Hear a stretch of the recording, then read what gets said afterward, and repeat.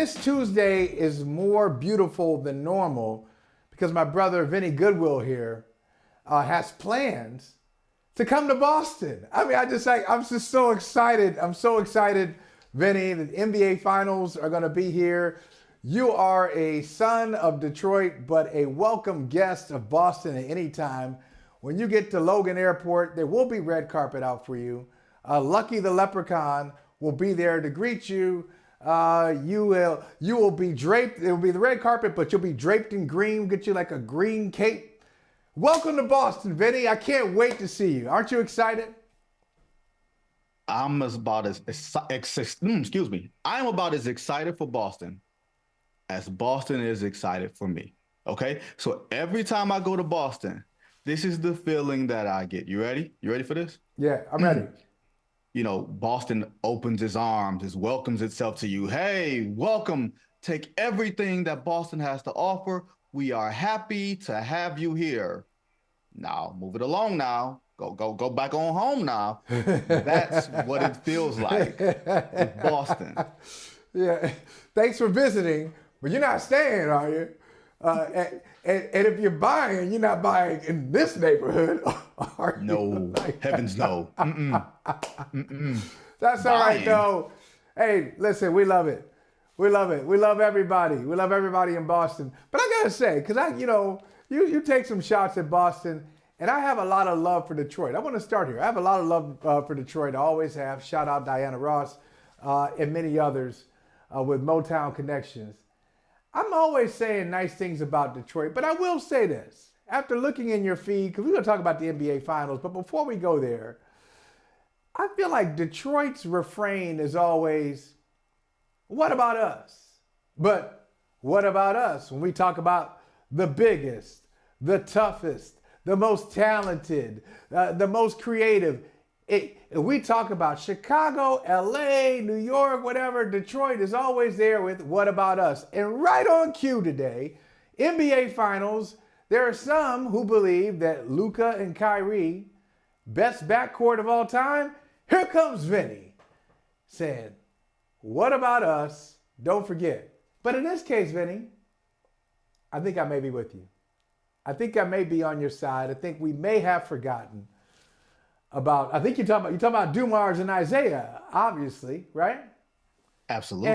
Absolutely. And so what's the case? What's the case for them before we get into Luka and Kyrie in the finals? What's the case for Isiah and Joe?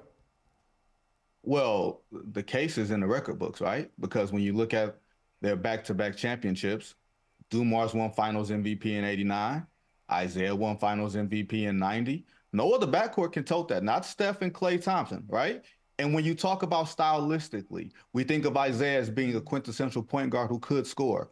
We don't think about Joe Dumars as being the shooting guard who could play point when Isiah was running on some of those hot streaks. So when I think about backcourts, I think about players who play well together, whose skill sets match, and not just in their era.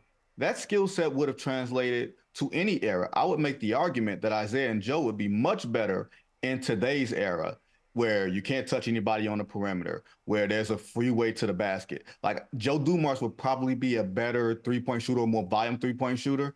Isiah would just be going to the basket, getting layups all day. Can you imagine how easy that would be? Not to mention the defensive capabilities of Joe Dumars, an all-defensive team, not just a guy who could play defense, a guy that was locking you up. And when we think about the bad boys, we think about tough, and you think about physical defense, you think about fouling. But Joe Dumars was all defensive team, and he wasn't all defense because he was hacking.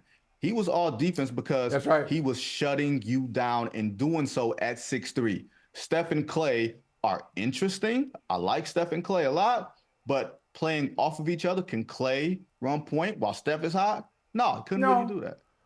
But they both, I would say, the reason I'd said Steph and Klay, and I think it's pretty obvious that to me, like they're one.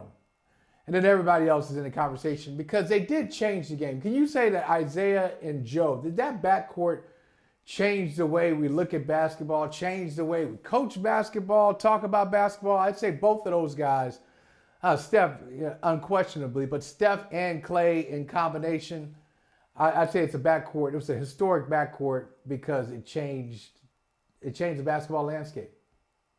Well, I tend to agree with you, at least on that part. But here's the thing.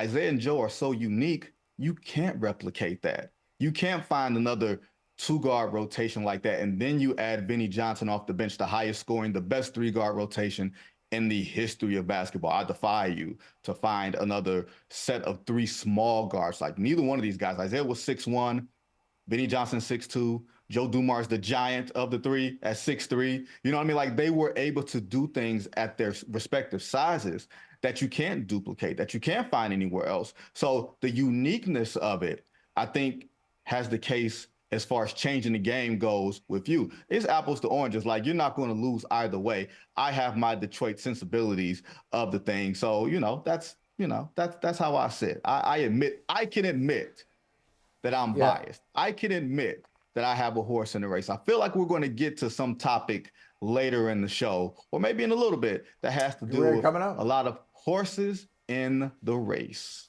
Hey, thank you for watching Brother from Another. If you haven't hit that subscribe button, go ahead and do that now. Don't forget, you can catch us 3 to 4 weekdays on PeacockTV.com and on Sirius XM Channel 85.